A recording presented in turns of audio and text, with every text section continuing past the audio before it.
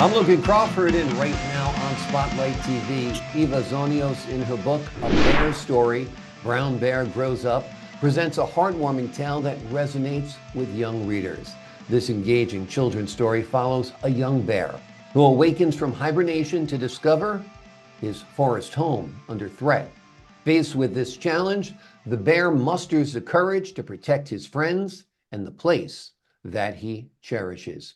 We're delighted to have this very talented author join us here today on Spotlight. We thank our team at Prime 7 Media for helping us put her in the spotlight today.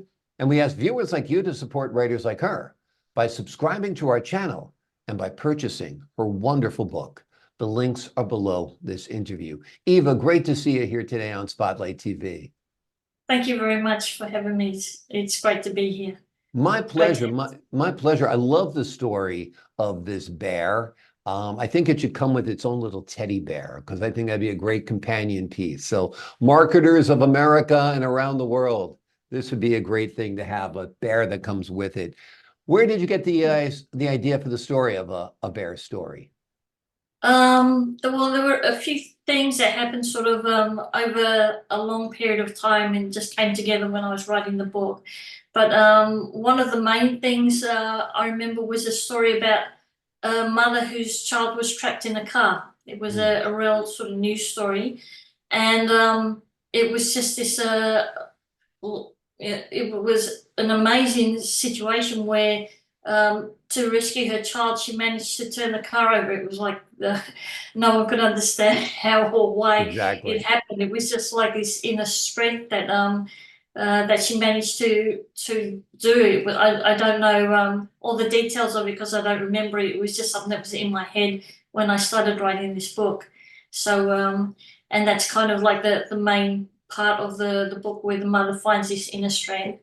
But I have seen that in different ways in life. It's not only about, such physical things, and that when you are faced with something that's really challenging and you have something big at stake, you can find something from within to overcome that and to find strength that you didn't know that you had.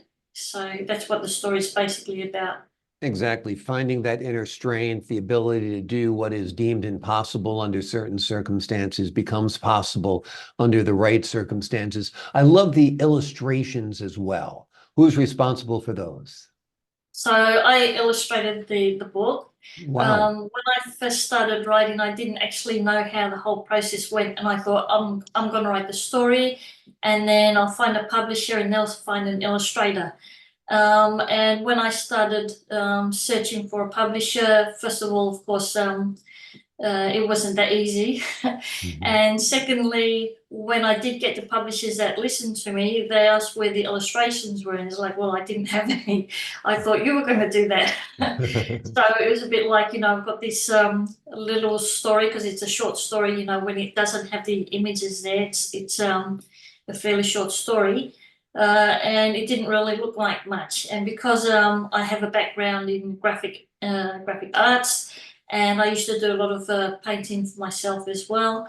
I decided to have a go at doing the illustrations myself, and once I got started on it, it was a bit difficult at the start trying to get the bear to look like the same bear from page to page. So that was a bit of a challenge. But once I started doing 3 or 4 illustrations and they started having a particular form, I found Mhm. that it was easier to continue from there. And then just every time I saw there was a patch of copy that needed another illustration, I'd just do another one. So Well, that's it's great. quite, Well, we're glad you tapped into that artistic ability you weren't sure about and used it for this book because I think the illustrations fit perfectly. Only the way an author can do it because you know what the characters want to say, you know what the characters want to do, and the emotion that you're looking to express as well. yeah. Tell me what And the reaction has been when you've test marketed this book on children. Have you read it to any kids? it's been a really good reaction, which is really nice because obviously that's what you're hoping for. Mhm. And the parents have enjoyed having this book for the children as well. But I think the most fun thing to hear from the story was that someone had read it to their niece, And then the niece was walking around saying, "I'm big brown bear, I'm big brown bear," which is a page in the book. So I thought that was That's pretty cute. great. That's great. Out of the mouths of babes. It's great to hear our kids react to things. So that's terrific. I'm glad you had a positive reaction there. Part of the story, of course, deals with bravery or courage. Tell us why you decided to have this aspect in your book and why you think it's important for children to learn about. I think just not even as little children, but as people go through their lives, they don't realize what possibilities are there, and they don't know what they can do. And a lot of the time, it's only, as we mentioned before, under difficult circumstances that you pull out of yourself things that you don't realize that you are capable of doing. So I have 7 children myself, and it's one of the things that I've always felt is very important is to not be scared of trying something different, and also to feel comfortable with well, going into the next stage, whatever that is. So you don't know what that is until you take your step there. So you have to just try and find. Um, there's actually more we can do with our own lives. Most people just don't tap into the extra things that they can do because they get into that comfortable stage. So yeah, finding going into another stage takes bravery and takes courage because you're scared of failing and you're scared of people thinking, why are you doing that? Because that's not you. You're the person you're supposed to be. No, you're a mother. What are you doing? Writing books. You're a mother. What are you doing?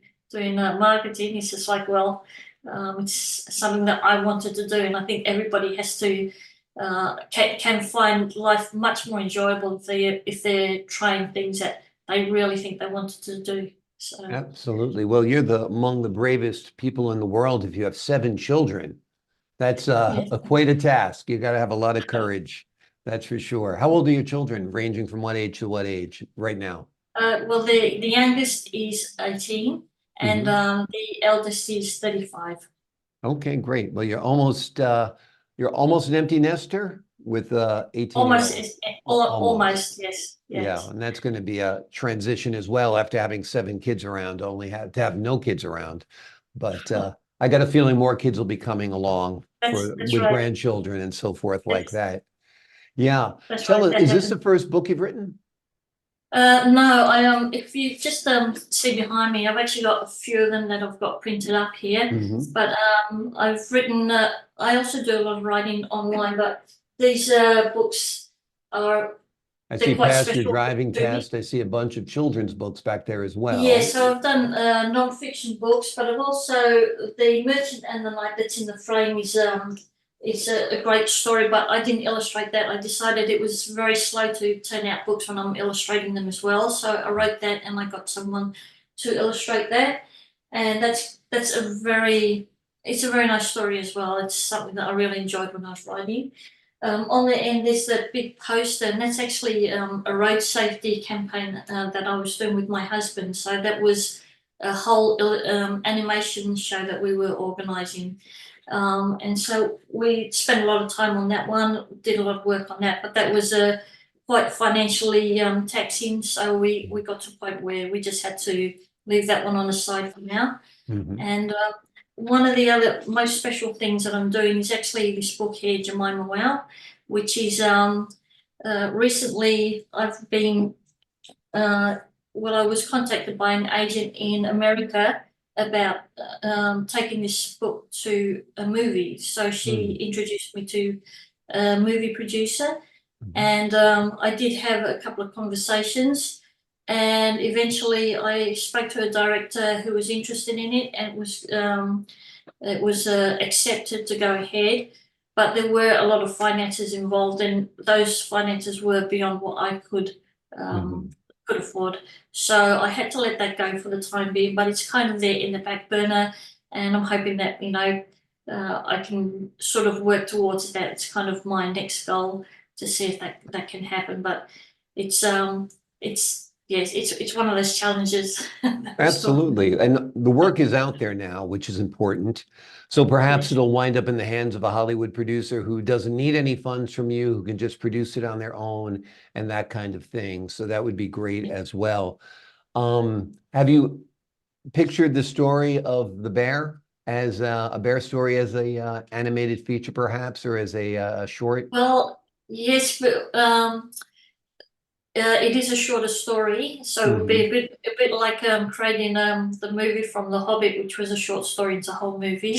Gotcha, So it gotcha. would be the same sort of situation, but it's got a great basis for a movie, for an animated movie for children, because it's got the whole sort of sequence of things happening from the start to the end, and I think it would be a very interesting story for a young child. So Absolutely. And they'd learn some great lessons in it as well. Like you said, yes. the story of courage and that strength that you have from within that you didn't know you had, you have it under the right circumstances. Eva Zonnios has written a wonderful book. It is called A Bear Story. Brown Bear Grows Up. It is a heartwarming tale that young readers just love. This children's story follows a young bear who wakes up after that long nap we call hibernation to discover his forest home is under threat. Faced with that challenge, he finds the courage and the bravery to protect his friends and the place he loves. It's a great story. Your children will love it, and they'll get great lessons, morals, and values out of it as well. Eva, thank you so much for joining us here today on Spotlight. Thank you very much. I've enjoyed it. Thank you so much for this opportunity. I enjoyed speaking with you as well. And to the folks at home, I'm Logan Crawford, thanking you for your time this time. Until next time on Spotlight.